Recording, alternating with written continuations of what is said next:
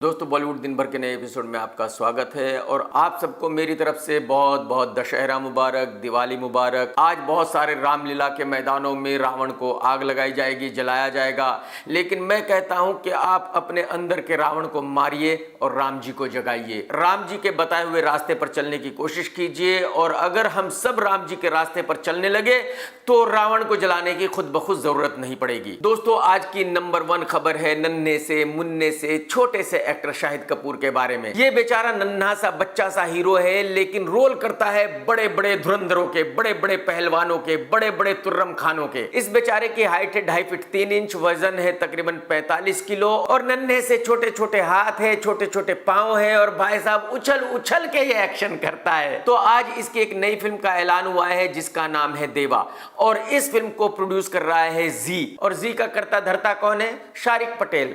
आज की तारीख में शारिक पटेल को अच्छी तरह पता है कि ये फिल्म सुपर डुपर डिजास्टर ही होगी, लेकिन इसके बावजूद भी शारिक पटेल का फैसला ये है कि जी को इस फिल्म का निर्माण करना ही चाहिए। मैं आपको ये बता दूं कि इस फिल्म के लिए शाहिद कपूर ने लिए हैं 40 करोड़ रुपए और अगर 40 करोड़ रुपए फीस है शाहिद कपूर की तो आप अच्छी तरह समझ सकते हैं कि ये फिल्म 100 करोड़ के नीचे बन नहीं सकती। इस फिल्म की लैंडिंग कॉस्ट 125 करोड़ के नीचे हो नहीं सकती। तो शारिक पटेल ऐसे ही 100-125 करोड़ रुपए गटर में डालने के लिए तैयार तो नहीं होगा।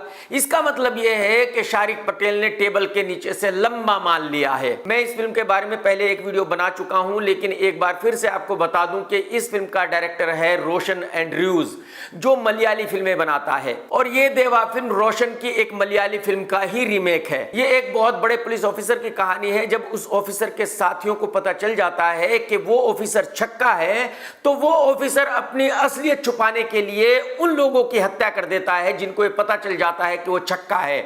यानी कि जब उसको ये पता चलता है कि लोगों को ये पता चल गया कि वो छक्का है तो उसको बहुत ही शर्मिंदगी महसूस होती है। तो वैसे तो ये बहुत अच्छी बात है कि शाहिद कपूर इस रोल को प्ले कर रहा है, क्योंकि शाहिद कपूर रियल लाइफ में भी मीठा ही दिखता है। लेकिन आप लोग बॉलीवुड वालों की हठधर्मी देखिए कि उनको पता है कि भाई आज की तारीख में किसी भी साउथ फिल्म का रीमेक हिंदी में नहीं चलता, उसके बावजूद भी ये लोग साउथ फिल्मों का रीमेक बना रहे हैं। और शाहिद कपूर की पिछली 2 फिल्में भी रीमेक ही थी जिन्होंने बॉक्स ऑफिस पर पानी भी नहीं मांगा। इसके बावजूद भी शाहिद कपूर को यह पूरा यकीन है कि यह रीमेक सुपर डुपर हिट होगी। यानी कि जो बॉलीवुड वाले हैं वो जनता को बेवकूफ समझते हैं, उनके लिए जनता की राय कुछ भी नहीं है। अगर जनता रीमेक फिल्में नहीं देख रही है तो ना देखे, लेकिन ये रीमेक जरूर करेंगे। तो मैं आज ही गारंटी के साथ कह सकता हूं कि ये फिल्म भी सुपर डुपर डिजास्टर रहेगी। दोस्तों ये बात मैं पहले भी कई दफा कह चुका हूं कि जो साउथ फिल्म मेकर्स हैं वो पागल हो गए हैं, इडियट बन गए हैं, उनका दिमाग काम नहीं कर रहा है।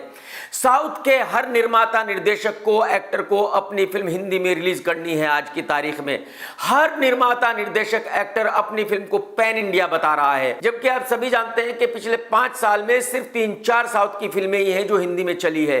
KGF 2, बाहुबली 1 और 2, कंतारा, RRR एंड अल्लू अर्जुन की झुकूंगा नहीं। यानी कि आप ये कह सकते हैं कि 1 साल में साउथ की एक फिल्म हिंदी में चली है। तो जैसे कि आप सभी जानते हैं कि दिवाली का मौका है और हर किसी को अपनी फिल्म का ऐलान करना है, हर किसी को अपनी फिल्म का पोस्टर रिलीज करना है। तो बहुत सारी साउथ की फिल्मों के पोस्टर रिलीज हुए हैं और इन सभी फिल्मों को पैन इंडिया फिल्म बताया जा रहा है। सुधीर बाबू की फिल्म हरोम हारा का भी पोस्टर रिलीज हुआ है और इसको भी पैन इंडिया फिल्म बताया जा रहा है। पवन कल्याण की फिल्म का भी पोस्टर रिलीज हुआ है और इसको भी पैन इंडिया फिल्म बताया जा रहा है। इसका नाम है उस्ताद भगत सिंह। और ये सारे एक्टर इतने हैंडसम है, इतने जबरदस्त दिखते हैं भाई साहब कि इनको देखकर आंखों से खून निकलने लगता है। आंसू नहीं, खून निकलता है, खून। तो मेरी समझ में नहीं आता कि इन काले पीले नीले गेंडों को ये यकीन क्यों है कि इनकी फिल्म हिंदी टेरिटरी में भी चलेगी।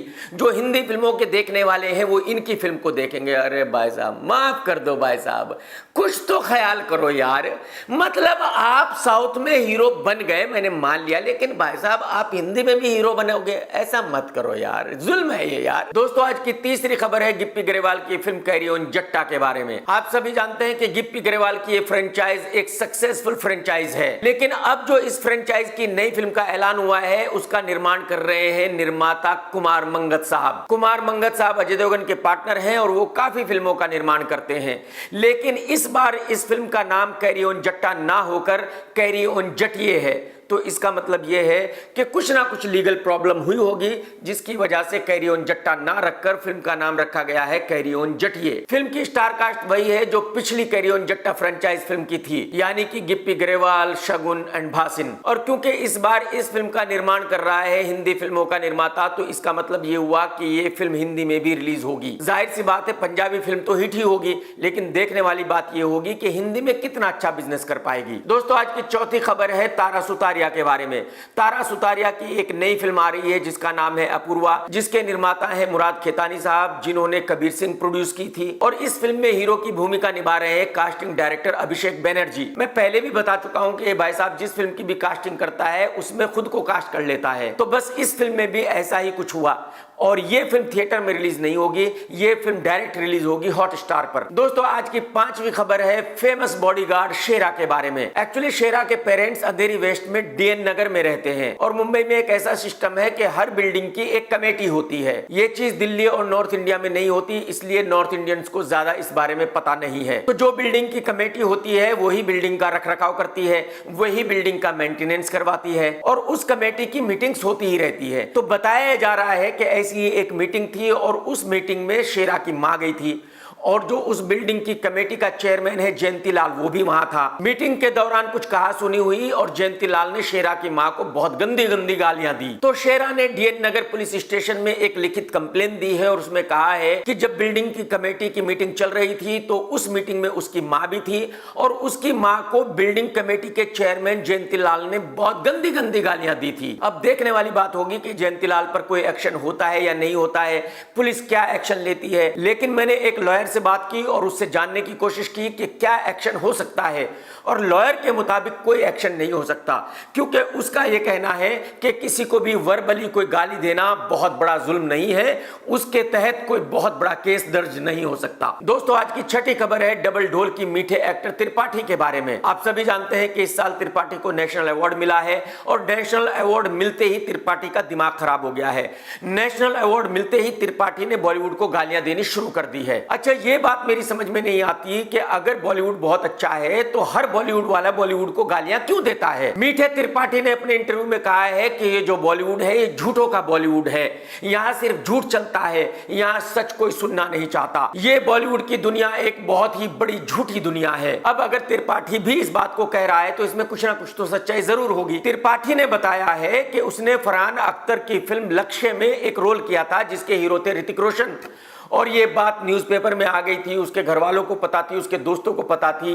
और जब त्रिपाठी अपने दोस्त यारों के साथ उस फिल्म को देखने गया तो पता चला कि उसमें त्रिपाठी है ही नहीं। यानी कि त्रिपाठी का ये कहना है कि फरहान अख्तर ने उसका पूरा रोल काट दिया था, जो बहुत बड़ा अन्याय था उसके साथ। और बस यही वजह है कि त्रिपाठी बॉलीवुड को गालियां दे रहा है और बॉलीवुड को झूठों की दुनिया कह रहा है। दोस्तों, आज की 7th खबर है बॉलीवुड के नंबर 1 सिंगर अरिजीत सिंह के बारे में। अरिजीत कहीं जा रहा था, सड़क पर ट्रैफिक था, तो एक बंदा उसका पीछा कर रहा था, हॉर्न बजाता जा रहा था। अरिजीत ने भी अपनी गाड़ी रोकी और उससे पूछा, भाई क्या प्रॉब्लम है आपकी, आपने कितनी दफा हॉर्न बजाया। उस लड़के ने कहा कि तकरीबन 8-10 बार। तो अरिजीत ने कहा कि भाई आप ऐसा क्यों कर रहे हो, पीछे लोग आ रहे हैं, उनको परेशानी होगी, आप ट्रैफिक जाम क्यों कर रहे हो एक सेल्फी के लिए। तो उस लड़के ने कहा कि भाई मुझे तो सेल्फी चाहिए, आप सेल्फी नहीं दोगे तो मैं आपके पीछे हॉर्न बजाता रहूंगा। और अरिजीत ने कहा कि ठीक है भाई, लोग कुछ भी कहें, लोग भले ही मुझे गालियां दे, तू अपनी सेल्फी ले ले, क्योंकि अगर मैं तुझे सेल्फी नहीं दूंगा तो लोग कहेंगे कि मैं तो बहुत ही नखरे करता हूं, बहुत ही अड़ियल हूं और मुझे ऐसा नहीं करना चाहिए। तो कहने का मतलब यह है कि जो सेलिब्रिटीज के फैंस हैं उनको भी थोड़ा संयम बरतना चाहिए। ऐसे नहीं कि भाई कहीं भी खड़े हो जाए कि सेल्फी लेनी है, ये सही तरीका नहीं है। दोस्तों, आज की 8वीं खबर है हिट एंड रन की। बॉलीवुड की कुछ फिल्मों में एक एक्टर ने काम किया है जिसका नाम है दिलीप ताहिल। 2018 की बात है जब यह आदमी फुल पीकर धुत होकर नशे में गाड़ी चला रहा था। इसने पीछे से एक रिक्शा को टक्कर मारी थी और उसमें कई लोग जख्मी हुए थे और टक्कर मारने के बाद इसने भागने की कोशिश की थी, लेकिन लोगों ने इसको पकड़ लिया था, पुलिस को बुला लिया था। अब अदालत ने दिलीप ताहिल को 2 महीने की सजा दी है और फाइन भी किया है। और अदालत ने अपने जजमेंट में कहा है कि जब यह आदमी गाड़ी चला रहा था उस वक्त पूरा धुत था नशे में और इस आदमी को ऐसा नहीं करना चाहिए। यह एक बहुत बड़ा क्राइम था, किसी की जान भी जा सकती थी। और मैं पर्सनली ऐसा मानता हूं कि भाई किसी को भी शराब पीकर गाड़ी नहीं चलानी चाहिए। जो बेचारे गरीब है उनकी जान लेने करने का किसी को भी हक नहीं है। दोस्तों आज की 9वीं खबर है करण जौहर के बारे में। आप सभी को पता है कि करण जौहर का शो कॉफी विद करण बहुत ही फेमस है, वो हर साल आता है। इस साल के शो का भी ऐलान हो गया है और ये बताया गया है कि पहले एपिसोड में आएंगे रणवीर सिंह और दीपिका। तो इसका मतलब ये हुआ कि इस शो की बहुत ही कंट्रोवर्शियल शुरुआत होनी है, क्योंकि फर्स्ट एपिसोड में ही करण जौहर इन दोनों से कुछ ऐसे सवाल पूछेगा कि लोग हंस हंस के लोटपोट हो जाएंगे। हो सकता है करण जौहर दीपिका से पूछ ले कि जो रणवीर सिंह मीठा है इससे कुछ होता भी है या नहीं होता, या बस ऐसे ही उछल कूद करता है। हो सकता है करण जौहर दीपिका से यह भी पूछ ले कि आप ज्यादा प्यार रणवीर सिंह को करती हो या एसआरके को, क्योंकि जाहिर सी बात है करण जौहर के शो का फॉर्मेट ही यही है कि वहां कंट्रोवर्सी क्रिएट की जाती है। तो मुझे बिल्कुल आश्चर्य नहीं होगा अगर करण जौहर इन दोनों से ऐसे चटपटे सवाल पूछेंगे तो। और मैं तो कहता हूं कि करण जौहर दोनों से एक ये सवाल भी जरूर पूछे कि भाई आप दोनों जब माल ले लेते हो तो घर की हालत कैसी होती है। बात सही है ना भाई, आप लोग भी सही बताना, ये सवाल आप भी पूछना चाहते हो ना, मैं तो पूछना चाहता हूं। दोस्तों आज की 10वीं खबर है कार्तिक आर्यन के बारे में। आप सभी को पता है कि करण जौहर के शो कॉफी विद करण पर आज तक कार्तिक कभी नहीं गया और बताया जा रहा है कि इस साल भी शायद नहीं जाएगा। और इसकी वजह सिर्फ इतनी सी है कि कार्तिक नहीं चाहता कि वो करण जौहर के कुछ ऐसे सवालों का जवाब दे जिनसे बहुत बड़ी कंट्रोवर्सी हो जाए, क्योंकि शायद कार्तिक बॉलीवुड का वो अकेला हीरो है जो तकरीबन सभी लड़कियों को डेट कर चुका है। वो सारा अली खान हो, जानवी कपूर हो या अनन्या पांडे हो, और भी कई एक लड़कियां हैं, मैं सबके नाम यहां नहीं ले सकता, बात को समझो आप यार। लेकिन कुछ लोगों का ऐसा मानना है कि भाई कार्तिक और करण जौहर का बहुत बड़ा झगड़ा है, और ये झगड़ा तब हुआ था जब करण जौहर कार्तिक के साथ दोस्ताना 2 बना रहा था। लेकिन मैं यहां कंफर्म कर देता हूं कि आज की तारीख में दोनों में झगड़ा नहीं है, दोनों फोन पर एक दूसरे से बात करते ही रहते हैं। और मुझे ऐसा लगता है कि जल्दी ही वो टाइम आएगा जब करण जौहर की किसी फिल्म में कार्तिक आर्यन हीरो होगा। दोस्तों आज की 11वीं खबर है आइटम गर्ल गौहर खान के बारे में। एक वक्त था जब गौहर खान वीजे हुआ करती थी, और गौहर खान ने अब एक इंटरव्यू दिया है, ये कहा है कि जब मैं वीजे हुआ करती थी उस वक्त हमारे टीवी चैनल पर एक सुपरस्टार आया था और उसने मेरा हाथ पकड़ लिया था और छोड़ने का नाम ही नहीं ले रहा था और मैं बहुत परेशान हो रही थी। बताओ जी, गौहर खान का हाथ अगर एक सुपरस्टार ने पकड़ा हो तो गौहर खान परेशान हो रही थी। अरे भाई साहब, मतलब क्या क्या सुनना पड़ेगा लाइफ में, क्या क्या देखना पड़ेगा। मुझे पता है, मैं गारंटी के साथ कह सकता हूं कि अगर उस वक्त में कोई सुपरस्टार गौहर खान का हाथ पकड़ लेता तो भाई साहब गौहर खान बेहद खुश हो जाती, क्योंकि उस वक्त गौहर खान एक्ट्रेस बनने की कोशिश कर रही थी। तो अगर आज गौहर खान उस सुपरस्टार पर इल्जाम लगा रही है तो यह सरासर गलत है। और मैं आपको यह भी बता दूं कि गौहर खान यह बता चुकी है कि अब वो सुपरस्टार इस दुनिया में नहीं है। तो एक तरह से कहा जा सकता है कि गौहर खान एक मरे हुए आदमी को जबरदस्ती बदनाम कर रही है पब्लिसिटी के लिए। भाई साहब, ये गौहर खान वो लड़की है कि मैं ऐसा समझता था कि इसकी शादी जिंदगी में कभी नहीं हो सकती, लेकिन भाई साहब फिर एक दिन इसकी शादी हो गई, अब तो बच्चे की मां भी बन गई। तो जाहिर सी बात है, मैं क्या कहूं, मैं तो कुछ नहीं कह सकता, लेकिन मैं गौहर खान से कहूंगा कि अब आप वाइफ हैं, एक बच्चे की मां है, तो अब आप पब्लिसिटी के लिए ऐसी घटिया घटिया हरकतें ना करें तो ज्यादा अच्छा है। दोस्तों आज की 12वीं खबर है शाहिद कपूर और करीना कपूर के बारे में। आप सभी जानते हैं कि एक वक्त था जब ये दोनों कपल थे, दोनों शादी करने वाले थे, लेकिन फिर दोनों का ब्रेकअप हो गया। ब्रेकअप के बाद करीना की शादी हो गई सैफ से और शाहिद की शादी हो गई मीरा से। लेकिन 2008 में इन दोनों की एक फिल्म आई थी जिसका नाम था जब वी मेट। बहुत बड़ी ब्लॉकबस्टर फिल्म थी और आज तक वो फिल्म सुपरहिट है। और इस फिल्म को लेकर कोई ना कोई कुछ ना कुछ बयान देता ही रहता है, कंट्रोवर्सी खड़ी करता ही रहता है। एक्चुअली इस फिल्म को डायरेक्टर इम्तियाज अली बॉबी देओल के साथ बना रहे थे और आज तक ये बताया जा रहा था कि भाई इम्तियाज अली बॉबी देओल को लेना चाहते थे, लेकिन जब करीना कपूर इस फिल्म की हीरोइन बनी तो उसने बॉबी देओल को निकलवा दिया और शाहिद कपूर को अपने बॉयफ्रेंड को हीरो बनवा दिया था। अब इम्तियाज अली ने एक इंटरव्यू दिया है और उसने इस बात को क्लियर किया है कि बिल्कुल झूठ है। इम्तियाज अली का कहना यह है कि उसने देओल फैमिली के लिए एक फिल्म बनाई थी जिसका नाम था सोचा ना था, जिसमें अभय देओल को लॉन्च किया गया था। उस फिल्म को कंप्लीट करने के लिए इम्तियाज अली को 3 से 4 साल लगे थे, क्योंकि देओल फैमिली के पास पैसे नहीं थे उस फिल्म को कंप्लीट करने के लिए। वो फिल्म सुभाष घई की हेल्प से किसी तरह रिलीज हुई थी और उसके बाद इम्तियाज अली अपनी अगली फिल्म हाईवे बनाना चाहते थे सन्नी देओल के साथ और जब वी मेट बनाना चाहते थे बॉबी देओल के साथ। और अगले 2 से 3 साल तक इम्तियाज अली वेट करता रहा कि ये दोनों भाई उसको डेट दे तो वो एक फिल्म शुरू करे, लेकिन दोनों भाइयों ने उसको डेट ही नहीं दी, तो जाहिर सी बात है वो कोई भी फिल्म शुरू नहीं कर सका था। और इम्तियाज अली का यह कहना है कि 2-3 साल के बाद जब मैं थक गया तो मैं एक दिन बॉबी देओल के साथ बैठा और मैंने बॉबी से कहा कि आज हम डिसाइड कर लेते हैं कि हम ये फिल्म नहीं कर रहे हैं, आगे फ्यूचर फ्यूचर में कुछ और करेंगे। और उसके बाद मैंने अपनी फिल्म में करीना कपूर के साथ शाहिद कपूर को लिया था। और मैं इम्तियाज अली की इस बात से पूरी तरह इत्तेफाक रखता हूं। मैं गारंटी के साथ कह सकता हूं कि इम्तियाज अली ने जो कहा है वो बिल्कुल सही कहा है, क्योंकि जो देओल फैमिली के मेंबर्स हैं वो बहुत ही अड़ियल हैं। जाहिर सी बात है, वो सीधे मुंह किसी से बात नहीं करते, किसी को सीधे सीधे डेट नहीं देते। हर आदमी को परेशान करना इनका जन्मसिद्ध अधिकार है। और बस यही वजह है कि बॉलीवुड में इनकी किसी से बनती नहीं है। ये सारे के सारे फ्लॉप होकर अपने घर बैठे हुए हैं। सनी देओल के 2 बेटों की फिल्में आई, सुपर डुपर डिजास्टर हो गई, दोनों खेती करने पंजाब चले गए। दोस्तों, आज की 13th खबर है रिया चक्रवर्ती के बारे में, वही जो कभी सुशांत सिंह की गर्लफ्रेंड हुआ करती थी। अब इस लड़की का बॉयफ्रेंड है निखिल कामत। निखिल कामत और रिया साथ में एक पार्टी में आए थे, और जब ये खबर मीडिया में आई तो लोगों ने अपने विचार प्रकट करना शुरू कर दिया। किसी ने कमेंट में कहा कि भाई ये निखिल कामत का आखिरी टाइम आ गया है। किसी ने कमेंट में कहा कि रिया निखिल कामत को भी निपटा लेगी एक दिन। किसी ने कमेंट में कहा कि ये निखिल कामत रिया का ATM कार्ड है। और किसी ने कमेंट में कहा कि निखिल कामत भाई दूर रहो, क्यों मौत को दावत दे रहे हो। बताओ, मतलब लोगों की हद है यार। अरे कुछ भी बोलते हो भाई साहब। और भाई साहब, ये जो निखिल कामत है ये भी बहुत पहुंचा हुआ है। इसका एक वक्त में अफेयर था पूजा चोपड़ा के साथ, उसके साथ ये शादी करना चाहता था, फिर ब्रेकअप हो गया। फिर इसका अफेयर था मानुषी चिल्लर के साथ, उसके साथ भी ब्रेकअप हो गया। अब इस भाई का अफेयर है रिया के साथ। ऊपर वाला इस पे रहम करे।